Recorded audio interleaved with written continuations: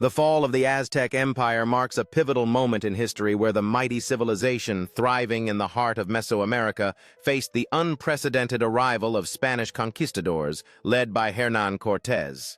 As tensions mounted, Moctezuma II, the revered ruler of the Aztecs, found himself caught between the gods and the foreign invaders, struggling to protect his people and their legacy.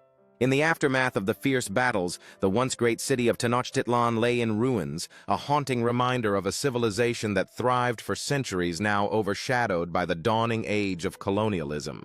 Amidst the destruction, new religious practices took root as the Spanish sought to convert the indigenous people, leaving deep scars on the rich cultural fabric of the Aztec civilization.